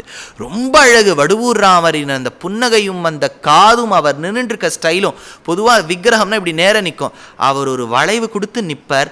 அதுக்கு ஏற்ற மாதிரி சீதா பிராட்டி, அதுக்கு ஏற்ற மாதிரி லக்ஷ்மணர், அதுக்கு ஏற்ற மாதிரி வில்லு வளைஞ்சிருக்கிறத விட இவர் அழகாக வளைஞ்சிருப்பார். அப்பேற்பட்ட அழகன் வடுவூர் ராமர். இவர் நன்னா திருமேனியோடு இருக்காரா, பக்கத்தில் தான் மன்னார்குடி. அங்கே போயிட்டேன்னா அந்த கண்ணன் அது தூக்கிண்டே வந்துடலாம். ராமரை பார்த்தாலாவது வீரன்னு சொல்லலாம், இதை பார்த்தா நம் சுட்டி குழந்தைன்னு சொல்லக்கூடிய அளவுக்கு அழகு. அதனால சூர்பனகை பகவானின் அழகுல ஈடுபட்டது பெரிய ஆச்சரியம் கிடையாது. அவ மூக்கு காது அருந்த போது தான் ஆகாயத்தில் சென்று கொண்டிருந்தாள். கருத்த மேகங்கள் இருந்துதான் அதை கட்டி பிடிச்சுட்டாளாம் சூர்பனகை. ராமா ஒன்னதான் என்னால கட்டி பிடிக்க முடியல, உன்னை ஒத்த கருநிற மேகங்களை கட்டிப்பிடித்தேன்னு கம்பர் சொல்றார். ஆக கொங்கையின் ஐநென்று அஞ்சன மேகத்தை தழுவும் அவை வெந்தன போக கண்டு புலம்பும். ஐயோ பெயின்றிருக்கே மேகங்களே, கருத்த மேகங்களே, ராமனை ஒத்திருக்க மேகங்களேன்னு சூர்பனகையை கட்டி பிடிச்சிருக்கா. மேலே இப்படி சொல்லின்னு வரும்போது ஒரு கவி வேடிக்கையாக சொல்கிறார். என்னன்னா, கருத்த மேகங்களை கண்டால் மயிலானது நாட்டியமாடும், அசைந்தாடும் மயில் ஒன்று கண்டால் என்று கவிஞர் சொல்லும்போது என்ன சொல்றார், பெருமாளுடைய மயில் பீலியை கண்டா ஆடும்னு. இதே மயில் கருத்த மேகங்களை கண்டாலும் ஆடும். ஏன்னா ரித்து சம்ஹாரத்தில் காளிதாசன் சொல்றான், ஒரு ரித்துவை பற்றியும் வர்ணிக்கிறான். சம்மர், கிரீஷ்ம ரித்து, இப்படி ஒரு ரித்துவா வர்ணிச்சுன்னு வரும்போது சொல்றான், மேகங்களின் கருத்த நிறத்தை பார்த்து அந்த மயில்கள்லாம் காத்துருக்கான் ஆடுறதுக்கு. நான் பிலானியில் இருக்கும்போது 4வது வருஷம் எனக்கு மால்வியான்னு ஒரு ஹாஸ்டலில் போட்டா. அந்த மால்வியா ஹாஸ்டலுக்கு என்ன பெருமைன்னா, எங்களுக்கு ஒரு தனியாக பால்கனி உண்டு. அதெல்லாம் எங்களுக்கு அந்த காலத்தில் ஒரு மோக்ஷானுபவம். இச்சுவை தவிர யான் போய் இந்திரலோகமாலும் அச்சுவை பெறினும் வேண்டேன் மால்வியா பவன் இருப்பதாலேன்னு சொல்லுவோம். ஏன்னா அந்த ரூமு மட்டும் அதுக்கு ஒரு பால்கனி உண்டு. நான் கொஞ்ச நாள், அதாவது ஆகஸ்ட்டில் செமஸ்டர் ஆரம்பிக்கும் போது ரொம்ப சுடும். பிலானி எப்படின்னா 52க்கும் போகும், 0க்கும் வந்துவிடும். 52 போகும்போது தாங்க முடியாது, கதவை சாத்தி வச்சுருப்பேன். ஏன்னா வடக்கில் ஆந்தின்னு ஒரு காற்றடிக்கும், சின்ன ஃபைன் மணல் வீட்டுக்குள்ளே வந்துடும். அதனால் இருக்கிறதே ரூமில் யார் உட்காந்து பெருக்கின்னு இருப்பான்னு சொல்லிவிட்டு ஜன்னலை சாத்திடுவேன். ஒரு மழைக்காலம், அங்கே மழைங்கிறது வருஷத்தில் 3 நாள் தான் வரும். இந்த மாதிரி காலங்காலமாக வந்துகிட்டே இருக்காது 3 நாள். அந்த 3 நாள் ஒரு நாள் மழை வரும்போது ஒரு கதவை திறந்தேன். என்னுடைய பால்கனியில் ஒரு மயில் ஆடின்னு இருந்தது. ஆச்சரியமாக இருந்தது. அப்போ தான் காளிதாசன் சொல்லியிருக்கானே, எப்படி ஆச்சரியமாக பாடியிருக்கான், கண்ணால் பார்க்குறோமேன்னு. இதுக்கு சொல்ல கருத்த மேகங்களை கண்டால் மயில்கள் ஆடும், ஹம்ச பறவை அன்னப்பறவை பயப்படும். ஏன்னா இந்த மேகங்களின் கர்ஜனை அதெல்லாம் கேட்டுவிட்டு அது பயப்படுறது, உள்ளே போயிடுமா. ஒரு வாட்டி வேடிக்கையாக ஒரு கவிஞர் சொல்கிறார், பெருமாள் ஒரு சதஸுக்கு ஏற்பாடு பண்ணார். பெருமாளன் தாயாரும் கருடன் மேலே வந்துட்டுருக்கா. கருடன் மேலே பெருமாள் தாயாரோடு வந்துட்டுருக்கார். கருடனுக்கு மேலே இருக்கக்கூடிய, கருடனுக்கு வேதாத்மானு பேர், வேதத்துக்கு ஆத்மா இவனா, இவனுக்கு ஆத்மா வேதமானு சொல்லக்கூடிய அளவில் இருக்கின்றான் தார்க்ஷனாய் சுபர்ணனாய் கருத்மானாய் இருக்கின்ற வைனதேயனான கருடன். அந்த கருடன் மீது வருகின்றார் வேத பிரதிபாத்தியனான பகவான். அந்த பகவான் மேலே வந்துட்டுருக்கார் தாயாரோட. பகவான் கருத்த மேகங்கள் உடைய நிறம் தானே, கருத்த மேகத்தின் வர்ணம் தான் பகவானின் வர்ணம். பிரம்மா அன்னபக்ஷி மேலே வந்துருக்கார். அன்னபக்ஷி தூரக்கேந்து பார்த்து தான் பெருமாள் கருத்த மேகம் மாதிரி தெரிஞ்சாராம். ஐயோ மழை வர போகிறதேன்னு நினச்சிட்டு விட்டுட்டு ஓடிவிட்டான். பிரம்மா கீழே விழுந்துவிட்டார். கவிஞர் சொல்கிறார், இப்போ பிரம்மா பார்த்தார், நம்ம வீட்டுக்கு எப்படியா போகுது, எப்போவுமே நம்ம கச்சேரிக்கெல்லாம் ஆட்டோவில் வந்துடுவோம். வந்தவுடனே திரும்பி இப்போ எப்படி போகிறது, கிடைக்குமா இல்லையாங்கிறதானே. பிரம்மாக்கும் அதே ப்ராப்ளம் தான், யாராவது லிஃப்ட் கொடுப்பாளான்னு. அப்போன்னு பார்த்து 6 முகம் படைத்த முருகப்பெருமான் ஷண்முகன் வந்தான் மயில் மீது. மயிலுக்கு ஒரே சந்தோஷமா. ஏன்னு கேட்டால் பெருமாள் கருத்த மேகம் மாதிரி இருக்காரா, ஐயோ மழை வர போகிறதேன்னு நினச்சி அது நிருத்தியம் ஆடுறதான். நிருத்தியம் ஆடினோடனே முருகர் தெரிஞ்சுட்டார், ஓஹோ நம்ம மாமா வந்திருக்கார், அதனால தான் மயில் ஆடுறதுன்னு. பிரம்மாவின் நிலைமையை பார்த்தோன்னு தெரிஞ்சுப்படுத்து. ஏன்னா பிரம்மாவுக்கு அன்னபக்ஷி விட்டுட்டு போயிடுத்து. இவரும் சீனியர் சிட்டிசன். ஏன்னா பிரம்மாவுக்கு மட்டும் எல்லா நாடகத்திலையும் வெள்ளதாடி போடுறது வழக்கம். அது என்னவோ பிரம்மா மட்டும் டைரக்டர்ஸ்க்கெல்லாம் எப்போவுமே அபவ் 50, மற்றவர்கள்லாம் எல்லாரும் இல்லை. பெருமாள் எப்போவுமே ஃப்ரெஷ், எவர் கிரீன் 16 என்றும் 16. ஆனால் பிரம்மா மட்டும் அது வேதாந்த பிரம்மா தான் சொல்கிறா. ஏன்னா நம்ம சங்கல்பம் பண்ணிக்கும் போது அத்ய பிரம்மணா த்விதீய பரார்த்தேன்னு சொல்கிறோம். பிரம்மாவினுடைய 2வது 50வது வயசுலங்கிறோம். பிரம்மா ரயில்வே டிக்கெட்டுக்கு அப்ளை பண்ணால் 40% கன்செஷன் கிடைக்கும். அந்த அளவுக்கு இருக்கின்றபடியால் முருகர் பார்த்தார், பாவம் இவர் எங்கே தனியாக வீட்டுக்கு போகிறாரு, மயிலில் அவர் உட்கார வச்சுவிட்டாராம் பிரம்மாவை சேர்ந்து. There is space for you also அப்படின்னு சொல்லிவிட்டு உட்கார வச்சுவிட்டார். இப்போது முருகன் பிரம்மா மயில் மேலே உட்காந்துருக்கா. இப்போது பெருமாள் கருடன் மேலே வந்துட்டுருக்காரா. பெருமாள் பக்கத்தில் இருக்கக்கூடிய மகாலட்சுமி பார்த்துட்டு பயந்துட்டாளாம். ஏன்னா மயில் மீது இருக்கக்கூடியது முருகன் பிரம்மான்னு தனியாக தெரியலையா, அவளுக்கு 10 தலை தெரிஞ்சுதான். ஏன்னா பிரம்மாவுக்கு 4 தலை, ஷண்முகனுக்கு 6 தலை. 6 நாளும் சேர்ந்து 10. அவள் பயந்துவிட்டா, ஐயோ மறுபடியும் ராவணன் வந்துவிட்டானான்னு பெருமாளை கட்டி பிடிச்சுட்டாளாம். அப்பேற்பட்ட அஞ்சன நிற வண்ணா உன்னை வர்ணிக்கிறேன்னு ஒரு கவிஞர் பாடியிருக்கார். என்ன ஆச்சரியமா, ஒரு எல்லாம் கவி நயம் பாருங்க, எல்லாம் அந்த கவிஞருக்கு தான் போகும். அப்பேற்பட்ட மேகங்களுக்கு 4 விஷயம் சொல்றா. கருத்து இருக்கணுமா, அதே சமயத்தில் கர்ஜனை செய்ய வேண்டும். கர்ஜனைன்னு சொன்னா தண்டர் சொல்றோம் இல்லையா, இன்று இடியுடன் கூடியோ கூடாமலோ, மின்னலோடு கூடியோ கூடாமலோ, மழை பெய்யலாம் பெய்யாமலும் இருக்கலாம்னு ஆச்சரியமா ஒரு வெதர் ரிப்போர்ட் வருதே. அந்த மாதிரி ஒரு மேகத்துக்கு உரியது கருநிறம், மேகத்துக்கு உரியது கர்ஜனை தண்டர், மேகத்துக்கு உரியது மின்னல் லைட்னிங், மேகத்துக்கு உரியது வருஷிப்பது பிரசிபிட்டேஷன். அதனால மேகத்துக்கு 4 தன்மைகள் இருக்கான். இதே தன்மை பகவானுக்கு இருக்கான். மேகம் கருப்பா இருக்கா, பகவானும் கருப்பா இருக்கார். மேகத்திலிருந்து கர்ஜனை வருதா, பெருமாளின் அந்த பாஞ்சஜன்யம் என்னும் நாதத்தை செய்தால் கர்ஜிக்குமாம். மேகத்திலிருந்து மின்னல்னு ஒரு வெளிச்சம் வருதா, பகவானுடைய சக்கரத்திலேருந்து மின்னல்ங்கிற வெளிச்சம் வருதா. மேகம் வருஷிக்கிறதா, பகவானும் கருணை என்னும் மழையை வருஷிக்கிறானாம். மேகத்துக்கும் பெருமாளுக்கும் சாமியம் சொல்றா. மேலே சொல்றா, மேகங்கள் என்ன இருந்தாலும் மழை பெய்து விட்டால் வெளுத்து விடும். பகவான் எவ்வளவு கருணை என்னும் மழை பொழிந்தாலும் வெளுக்க மாட்டார். இது எப்படின்னா, அவரால் நாச்சியார் விழிக்க ஒண்ணாதிரேன்னு சொல்லுவா. ஸ்ரீரங்கத்தில் இப்போ ஆரம்பிச்சுருவா, ரா 10 பகல் 10ன்னு. எப்போவுமே வைகுண்ட ஏகாதசிக்கு முன்பு 10 நாள், பின்பு 10 நாள். ஆச்சரியமான உற்சவம் அப்படின்னு நான் இப்போ சொல்லிட்டு இருக்கேன் இல்லையா. இதெல்லாம் கேட்டுவிட்டு நான் ஸ்ரீரங்கத்தில் போய் உபன்யாசம் பண்ணால் பாதி பேர் உபன்யாசத்துக்கு வருதில்லை. ஏன்னா அவளுக்கு மேலே கோவமா. நாங்கள் நிம்மதியாக போய் பெருமாளை தினம் சேவிச்சுட்டு இருந்தோம் சுவாமி. நீர் மாட்டுக்கு டிவிலையும் அதுலேயும் ஸ்ரீரங்கம் இங்கே அவர் என்னடானா கிருஷ்ணன் சுவாமி மாற்றி ஸ்ரீரங்கங்கிறார். நீங்களும் உபன்யாசத்தில் ஸ்ரீரங்கம் போங்கங்கிறீங்க. எல்லாரும் ஃப்ளாட்டை கட்டி நீங்கள் வந்துடுறா. இப்போ உள்ளூர்காரா போய் பகவானை சேவிக்கிறதுக்கே கஷ்டமாக போயிடுது. நீங்கள் இனிமேல் ஸ்ரீரங்கத்துக்கு பிரச்சாரம் பண்ணாதீங்கன்னு விட்டா. அதனால் ஸ்ரீரங்கத்தை பற்றி சொல்லலை. ஆனால் ஸ்ரீரங்கத்தை பற்றி சொல்லலைன்னா ஹெட் குவார்ட்டர்ஸை பற்றி சொல்லாமல் பிரான்ச் ஆஃபீஸை பற்றி சொல்லி என்ன பிரயோஜனம்? அதனால் ஸ்ரீரங்கத்துக்கே பெருமை. ஒரு நாள் பெருமாளுக்கு நாச்சியார் கோலம் சாத்துவா. நாச்சியாருக்கு நாச்சியார் கோலம் இல்லை, பெருமாளுக்கு நாச்சியார் கோலம். அதை போட்டுன்னு பகவான் வருவர். தோத்து போயிடுவோம் பிராட்டி அழகுல. ஏன்னா பெருமாளுடைய அழகு அவ்வளவா இருக்கும். வெள்ளை ஆடை உடுத்தி, ஒரு காலை மடித்து ஒரு காலை நீட்டி, ஜடைய பின்னி இப்படி மேலே தொங்க விட்டு, அது கீழே ராக்கோடி அதெல்லாம் வச்சு, பகவான் கையில் வெத்தலையில் ஒரு கிளி பண்ணி அவர் ஒய்யாரமா. பொதுவாக பகவான் வந்தார்னா கஜசிம்ம கதி வீரோ ஷார்தூல விஷபோபமௌன்னு சிம்மத்தின் பெருமை தோற்குமாம், யானையின் பெருமை தோற்குமாம்னு நடப்பார். ஆனால் இன்னைக்கு பவனி வரும்போது இப்படி சோல்ஜர் மாதிரி நடந்து வர முடியாதே, அன்னம் மாதிரி நடந்து வரணும். பிராட்டி தோத்து போயிடுவலாம். ஆனால் பராசர பட்டர் என்னும் மகான் சொன்னாராம், நீ எல்லாம் நன்னா அலங்காரம் பண்ணிட்டு இருக்க, ஒரே ஒரு இடத்த மட்டும் அலங்காரம் பண்ணிக்கல, தாயாருடைய கருணை கண்ணு உன்கிட்ட வரலேன்னு விட்டாராம். நாச்சியார் விழிக்க ஒண்ணாதிரே அப்படின்னு சொன்னாராம். அதுபோல் மேகங்கள் பெருமாள் மாதிரி எல்லா இடத்துலையும் பண்ணலாம். ஆனால் பெருமாளுடைய கருணை பொழிய இருந்துட்டே இருக்கும். அக்ஷய பாத்திரம் அது, இதால் அப்படி முடியாதுன்னு விட்டா. பாழியன் தோள்னு சொன்னால் பகவானுடைய தோள் அப்பெருந்தோள்கள். ஏன்னா ஆண்டாள் கல்லழகர். இன்னைக்கும் திருமாலேறும் சோலை என்னும் ஸ்தலம் அழகர் கோவில்னு சொல்கிறோம். பெருமாளுக்கு கல்லழகர்னு பேர். அந்த கல்லழகரை பற்றி ஆண்டாள் பாசுரம் பாடுறா. சிந்துர செம்பொடி போல் திருமாலிரும் சோலை எங்கும் இந்திர கோபங்களை எழுந்து பறந்திட்டனவாம் மந்தர நாட்டி என்று மதுரகோது ஷாறு கொண்டு சுந்தர தோள்வுடையான். அழகான தோள்களை உடைய பகவான். ஏன்னா கம்பர் சொல்றார், தோளோடு தோல் நோக்க நாளோடு நாள் செல்லும். இந்த தோல்லேருந்து அந்த தோல் பார்க்கறதுக்கு ஒரு வாரம் ஆகணும், அப்போதான் அவன் வீரன்னு பேரான். இப்போ பாருங்க, இப்படி பார்த்து முடிச்சுடுறேன் அப்படின்னா வீரனே இல்லை. சண்டை போட்டால் வாங்கிக்க வேண்டியது தான் அடி. அதனால் பெருமாளுடைய தோல் இங்கே நாங்கள் பார்க்கறதுக்கு அவ்வளோ நாழி ஆகுமா. அழகான தோள்களை உடைய. அதனால தான் கூரத்தாழ்வான் கலாப காலத்தில் ஸ்ரீரங்கத்தை விட்டுட்டு போய் கண்ணை இழந்த காலம் அழகர் கோவிலில் வாழ்ந்து வந்தார். அந்த சுந்தர பாகு அழகான தோள்களை உடைய பகவானை நினைச்சு பஞ்சஸ்தவங்கள்ல ஒன்றாயிருக்கக்கூடிய சுந்தர பாகுஸ்தவம் அப்படின்னு ஒரு ஸ்தவத்தை பெருமாளுக்கு பிரார்த்தித்து செய்தார்.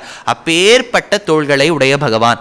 ஏன்னா ஒரு விஷயத்தின் மீது நமக்கு கவனம் எப்போ போகும்? நீங்கள் உபன்யாசத்தை கேட்டுருக்கேள், நன்னா இருந்ததுன்னா ஒரு மாதிரி இங்கே பார்ப்பேள், கொஞ்சம் போர் அடிக்கிறதுன்னா அப்படின்னு பார்ப்பேள். அப்படின்னா என்ன? என்னுடைய தப்பு தான். நன்னா சொல்லலையோனோ. நன்னா சொல்லியிருந்தா இதெல்லாம் கவனம் என் மேலே வந்திருக்கும். சொல்லலை. பகவானுக்கு அப்படி இல்லையா.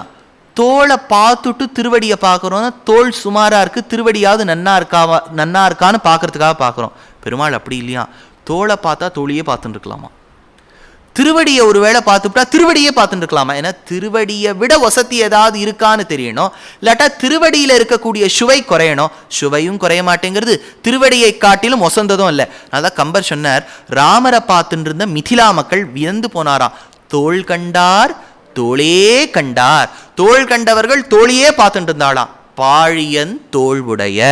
மேலே ஆண்டாள் கடைசியில் முடிக்கும் போது ஈர் 2 மால் வரை தோள் என்று அப்பேற்பட்ட தோள்களை புகழறா. மேலே ஒரு வஸ்து விருந்தாகவும் இருக்காது, மருந்தாகவும் இருக்காது.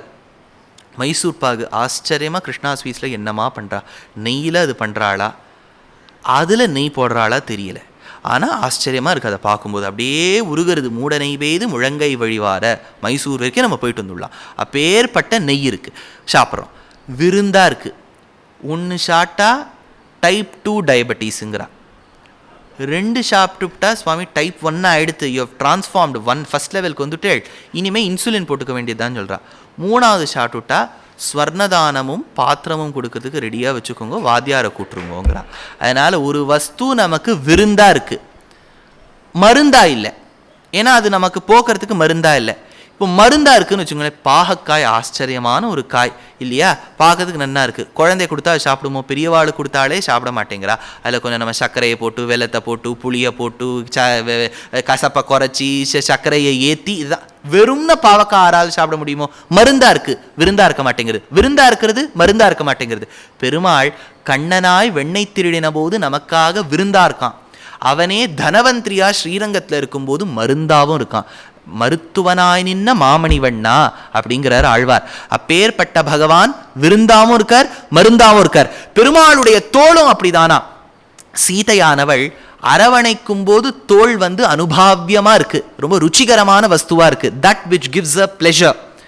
அதே சமயத்துல அசுரர்கள் யாராவது தானவர்கள் வந்துட்டா அந்த தோளு கீழே மறைஞ்சுக்கிறா. அதே தோளானது காப்பாவும் இருக்கு. ஒரே சமயத்தில் பிளெஷரையும் கொடுக்கறது, அதே சமயத்தில் பெயினையும் எடுக்கிறது. So it is both pleasure giving and pain taking. அதனால ரெண்டுமே இருப்பதால் பாழியன் தோள். இதை சொல்லிட்டு வரா. ஆழி போல் மின்னி, மழையை நன்னா நீங்க யோசிக்கணும். கருத்த மேகங்கள் பகவான், கருத்த மேகங்கள் வந்தவுடனே மழை வரப்போறது. ஆமா, மழை வரப்போறதுங்கிற சமயத்துல ஒரு மின்னல் மின்றது. அந்த மின்னலுக்கு சமானமாக தான் சக்கரத்தாழ்வார் இருக்காராம். ஸ்புரத் சஹஸ்ராரி சிகாரி தீவிரம் சுதர்சனம் பாஸ்கர கோட்டி துல்லியம். பாஸ்கரன்னா சூரியன், கோட்டினா கோடி, கோடி பாஸ்கரர்களை உருக்கி வச்சது போல் இருக்காராம் சக்கரத்தாழ்வார். சுதர்சனம் பாஸ்கர கோட்டி துல்லியம் சுரத்விஷாம் பிராண விநாசி விஷ்ணோஹோ சக்கரம் சதாகம் சரணம் பிரபத்யே. அப்பேற்பட்ட சக்கரத்தாழ்வாரே எம்மை காத்தருளும். சக்கரத்தாழ்வாருடைய பெருமையை சுதர்சன சதகத்தில் வர்ணிக்கிறார். இதை நான் டீட்டெயிலாக ஜனவரி 2 ரசிகா ஃபைன் ஆர்ட்ஸ்னு ஜெய்கோபால் கரோடியா வெஸ்ட் மாம்பலத்தில் 2 மணி நேரம் சாயங்காலம் 7 மணி to 9 மணி சக்கரத்தாழ்வாருடைய பெருமையை சொல்ல போகிறேன். ஜனவரி 2 அங்கே டீட்டெயிலாக கேட்டுக்கலாம். சக்கரத்தாழ்வார் பார்த்தேன்னா ஒரு சுத்தி நேமின்னு ஒன்று இருக்கும், ஜுவாலைன்னு இருக்கும், அதை சுற்றி அரங்கல்னு இருக்கும், அரங்களுக்கு நடுவில் நாபின்னு ஒன்று இருக்கும், நாபிக்கு நடுவில் அக்ஷம்னு ஒன்று இருக்கும், அக்ஷத்துக்குள்ள புருஷன் ஒருத்தர் இருப்பார். பாருங்க, இதெல்லாம் ஞாபகம் வச்சுக்கணும். சக்கரத்தாழ்வார்னு பார்த்தா வெள்ளை ஜுவாலைகள், அப்புறம் நேமி சர்க்கம்ஃபரன்ஸ், அதுக்கப்புறம் அரங்கள் ஸ்போக்ஸ், அதான உடனே நாபி எபிசென்டர், அதுக்கு நடுவில் இருக்கக்கூடியது அக்ஷம். அக்ஷம்னா என்ன? ஆக்சில். அதுக்கு நடுவில் புருஷன், அதுக்குள்ள பெருமாள் 16 கையோட காட்சி கொடுக்கிறார். அதை தான் ஜூம் பண்ணி நமக்கு பெரிய சக்கரத்தாழ்வாரா காமிக்கிறா. இவ்வளவு இருக்கான் சக்கரத்துக்குள்ள. அப்ப என்ன ஆயிடுறதா, சக்கரத்தில் இருக்கக்கூடிய நிறம் பத்தி சொல்றா. பெருமாளுடைய கருத்த நிறம் சக்கரத்தில் கொஞ்சம் தெரிக்கிறதா, பிராட்டியுடைய ஸ்வர்ண நிறம் கொஞ்சம் சக்கரத்தில் தெரிக்கிறதா, பெருமாளுடைய சங்குடைய வெண்மை ஒரு இடத்துல தெரிவிக்கிறதா. தெரிக்கும் போது விதவிதமான நிறங்கள் தெரிக்கிறது இல்லையா. தெரிச்ச உடனே இந்த சக்கரத்தாழ்வாரே ஒரு வர்ண களஞ்சியமா காட்சி கொடுக்குறாரா. வர்ண களஞ்சியம்னா நம்மளாம் 2 இன்ஸ்ட்ருமெண்ட்ஸ் படிப்போம், பெரிஸ்கோப், கெலிடியோஸ்கோப்னு. கெலிடியோஸ்கோப்ல நகத்தின்றே வந்தேன்னா விதவிதமான நிறங்கள் வரும். அதுதான் சக்கரத்தாழ்வாரா இருக்காராம். ஆழி போல் மின்னி, விதவிதமான நிறங்களோடு மின்னி, அது போல் லைட்னிங் இருக்கான், மின்னல் இருக்கான். வலம்புரி போல் நின்று அதிர்ந்து. வலம்புரின்னு சொன்னா சங்கம். இன்னைக்கும் பார்த்தசாரதிக்கு பெருமையே என்ன, மூலமூர்த்திக்கு அவர் இப்படி சங்க பிடிச்சு நின்றுருக்கார். அந்த சங்க பிடிக்கிறதே ஒரு அழகு. சில திவ்யதேசங்கள்ல பகவான் மாத்தி பிடிச்சிருப்பார். இப்ப திருக்கோவலூர் போனேன்னா இந்த கையில சங்கம் உண்டு. இன்னைக்கும் நீங்க பேளூருன்னு ஒரு ஊர் கர்நாடகத்தில் சிவமொக்கா அப்படின்னு சொல்லுவாங்க. அந்த ஊருக்கு சிவமொக்காங்கிறது தான் மருவி ஷிமோகா அப்படின்னு ஆயிடுத்து. ஷிமோகாங்கிற ஊர் பக்கத்தில் இருக்கக்கூடியது, ஹாசன் பக்கத்தில் இருக்கக்கூடியது 3 இடங்கள். ஹொய்சலர்கள் இருப்பிடமாக கொண்ட ஆய்ஹோலே பக்கு கீழே பேளூர், ஹளேபீடு, ஸ்ரவணபெளகொளா அப்படின்னு சொல்லுவா. பேளூர்ல இருக்கக்கூடியவருக்கு சென்னகேஸ்வர சுவாமின்னு பேர். சக்கரம் இந்த கையில தான் இருக்கும். சக்கரத்தை இந்த கையில வச்சுட்டு இருக்கார். சக்கரத்துக்கு அவ்வளவு பிராதானியம் கொடுக்கிறாராம் பகவான். வெண்மையோடு கூடியதாம் அந்த சங்கம். அந்த சங்கத்தின் நாதத்தை கேட்டன்னோ கௌரவர்கள் பயந்தார்கள். பாஞ்சஜன்யஸ்ய நாதஹா. மேல ஒரு விஷயம் சொல்றா. ருக்மிணி பிராட்டி ஒரு கடிதம் எழுதி அமிச்சுட்டா. ஸ்ருத்வா குணான் புவனசுந்தர ஸ்ருண்வதாந்தே நிர்விஷ்ய கர்ண விவரைஹி ஹரதோங்கதாபம் ரூபம் திருஷாம் திருஷிமதாம் அகிலார்த்தலாபம் துவையச்சுதா ஆவிஷதி சித்தம் அபத்திரப்பம்மேன்னு சொல்லி அமிச்சுட்டா. என்ன சொன்னா, கண்ணா எப்படியாவது என்னை காப்பாத்து, எப்படியாவது என்னை கல்யாணம் பண்ணிக்கோ, இந்த தெருநாயான சிசுபாலனிடம் நான் கல்யாணம் செய்து கொள்ள விரும்பவில்லைன்னு சொல்லி அமிச்சுட்டா. கிருஷ்ணர் படிக்கிறார். படிச்சுட்டு அவர் எங்க துவாரகா அதாவது குஜராத்தை நீங்கள் பார்த்தேன்னா ஒரு சிம்மத்தின் வாய் திறந்தா எப்படி இருக்கும் அந்த மாதிரி தான் இருக்கும் நம்ம மேப்பில். அந்த மேப்புடைய மேல் பல்லுக்கிட்ட இருக்கக்கூடியது தான் துவாரகா. அங்கேருந்து இவர் புறப்பட்டு குஜராத்தை தாண்டி மகாராஷ்டிரத்தின் இந்த நுனியில் கிழக்கு நுனியில் இருக்கக்கூடிய நாக்பூர் விதர்ப தேசத்துக்கிட்ட வரணும். கிட்டத்தட்ட ஒரு 1200 கிலோமீட்டர் வரணும். ஒரே ராத்திரியில் வரணும் பகவான். 9 மணிக்கு கார்த்தால முகூர்த்தம், 8:45 சொல்லிட்டா. அதாவது 8:45 என்ன சொன்னா, ஆயிடுத்து சுவாமி வந்துன்னு இருக்கா, பிராட்டி அவர்கள் வந்து கொண்டிருக்கிறார்கள், ஏனோ நின்று விட்டார்கள் தெரியவில்லை. ரன்னிங் கமெண்ட்ரி கொடுக்குறான். இந்த எங்களுக்குலாம் இந்த பிரம்மோத்சவத்து போது ரன்னிங் கமெண்ட்ரி கொடுக்க சொல்லுவா. இந்த திருப்பதி பிரம்மோத்சவத்துக்குலாம் போயிடுவேன். அங்கே பிரம்மோத்சவத்தை அப்படியே லைவாக ரெக்கார்ட் பண்ணி டிவியில் காமிப்பா. நான் இங்கே மைக்கில் பேசிகிட்டே வரணும், அதெல்லாம் சேர்த்து உங்களுக்கு வரும். திடீர்னு பெருமாளை காமிப்பா. அழகான பெருமாள் ஆச்சரியமாக வருகின்றார்னு சொல்லி முடிக்கிறதுக்குள்ளே வேறு ஏதாவது காட்சி காமிச்சுடுவா. இப்போ என்ன சொல்கிறது, அழகான அந்த பிள்ளைகளை பார்த்து கொண்டிருக்கிறோம் அப்படின்னு சொல்லத்துக்குள்ள மறுபடியும் பகவானை ஃபோக்கஸ் பண்ணி ஜூம் பண்ணால் அவர் மேலே ஒரு கரப்பாம்பூச்சி ஏறின்னு இருக்கும். அது செய்த பாக்கியம் நாம் செய்யவில்லையே சொல்ல வேண்டியதுதான். அதனால் இந்த கமெண்ட்ரி கொடுக்குறாப்புல இந்த கமெண்ட்ரி சாமர்த்தியம்னு ஒன்று உண்டு. சட்டுன்னு உபன்யாசம் பண்ணுற மாதிரி பண்ணிகிட்டே இருக்கணும். அவள் மாட்டுக்கு அவள் இஷ்டத்துக்கு மாற்றுவா. திடீர்னு ஸ்ரீனிவாசா கோவிந்தான்னு வச்சுப்பிடுவா. அவ்வளோதான். இப்போ அழகான பாடலை கேட்கலாம்னு சொல்லி உட்கார வேண்டியதுதான். அதனால் இங்கு ருக்மிணி பிராட்டியானவள் அப்படி மேலே இருக்கா. இங்கே கீழே சொல்லிட்டு இருக்கார், இன்னும் ருக்மிணி பிராட்டி வரவில்லையே அப்படின்னு சொன்ன உடனே ருக்மிணி பார்த்துட்டு இருக்கா. ஐயோ வரேன்னு சொன்னாரேன்னு. அம்மா கீழே போகலாம் அப்படிங்கிறா. அப்போ அவளுக்கு கேட்டுதாம், பாஞ்சஜன்யஸ்ய நாதஹா, பாஞ்சஜன்யத்தின் துவனி கேட்டதாம். அதே சமயத்தில் துளசி கந்தம், துளசி வாசனை. ஆஞ்சநேயருக்கு கூட துளசி சாத்தப்படாது. சாஸ்திரப்படி பெருமாளுக்கும் தாயாருக்கும் மட்டும்தான் துளசி சாத்தணும். ஏன்னா துளசி பகவானுடைய பத்னி. அவளை நன்னா தளதளான்னு கொஞ்சம் நம்ம க்ரீன் டீயில் போட்டு கொதிக்க விட்டு, வெடிகட்டிலாம் சாப்பிடப்படாது. துளசி அப்படி இல்லாமல் சாப்பிட்றது தவிப்போ. பகவானுடைய பத்னி அவள். அது நன்னா தளதளான்னு கொதிக்க விட்டுவிட்டு அரைச்சி ஏதோ அவள் பண்ணுறான்னா வேறு வழியில் நம்ம சாப்பிட வேண்டியதான், நம்மளாக கொதிக்க விட வேண்டாமே. ஆதலால் துளசி கந்தத்தை வந்துதான், நறுமணம் வந்துதான் ருக்மிணிக்கு. அர்ச்சனை தட்டை தூக்கி இவளுக்கு கொடுத்தா, சைரந்திரிகா ஸ்திரீக்கு.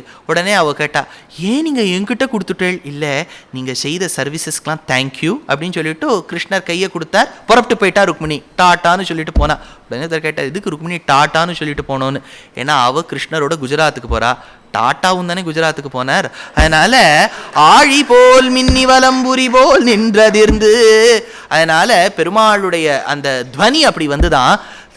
தாழாதே ஷார்கம் உதைத்த ஷரமழை போல், பெருமாளுடைய அந்த ஷார்கம்ல வில்லிலிருந்து புறப்பட்ட அம்புகள் தெரிக்குமே. ராமன் ஏகஸ்ச ராமோ தர்மாத்மா கதம் யுத்தம் பவிஷ்யதி. He being a single warrior, how can he oppose and fight with all the demons that have gathered before? ஏன்னா அந்த கரதூஷணாதிகளோட சண்டை போடும்போது 14,000 ராட்சசர்கள், ஒரு ராமன். லக்ஷ்மணனை கூட சண்டை போட வேண்டாம், நீ சீதா பிராட்டியோட கூட்டுண்டு குகைக்கு போன்னு சொல்லிவிட்டார். ஏகஸ்ச ராமோ தர்மாத்மா கதம் யுத்தம் பவிஷ்யதி. இவனோ ஒருவன், அவரோ 14,000 பேர். இவனோ நல்ல தர்மத்தை கடைபிடிப்பவன், அவரோ அதார்மிகர்கள். ஏகஸ்ச ராமோ, ஒருவனாய் நின்று எப்படி சண்டை போட போறான்னு வியந்தார் வால்மீகி. அதுக்கு ரகுவம்சத்துல காளிதாசன் பதில் சொன்னா, ராமன் ஒருவனாக இருந்து சண்டை போட்டாலும் அவங்கிட்டேந்து புறப்பட்ட அம்பு எப்படி இருந்ததுன்னா, ஒரே சமயத்துல 14,000 பேரையும் தாக்கித்தான். அப்படின்னா ஒரே வில்லிலிருந்து புறப்பட்ட அம்பு 14,000 ஆச்சுன்னா அதுதான் ராமனின் பெருமை. அப்பேற்பட்ட ஷார்கம் உதைத்த சரமழை போல் ஒரு துளியா விழப்படாது. எப்பவுமே அசட்டுத்தனமாக மழை பெஞ்சதுன்னு வச்சுக்கோங்க, துளி தூரம் நின்றுப்படும். அப்படி இருக்கப்படாது. கொட்டு கொட்டு கொட்டு கொட்டுன்னு கொட்டணும். அதையும் மீறிண்டு நம்ம கார்த்தால திருப்பாவை உபன்யாசத்துக்கு வரணும்.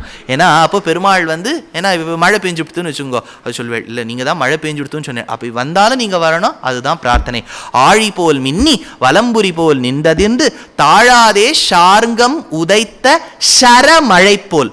ஆனால் மழை பெய்யும் போது பாரத் கலாச்சாருக்கு வரக்கூடிய மக்கள் அவ கொடையெல்லாம் திரும்பப்படாதான்.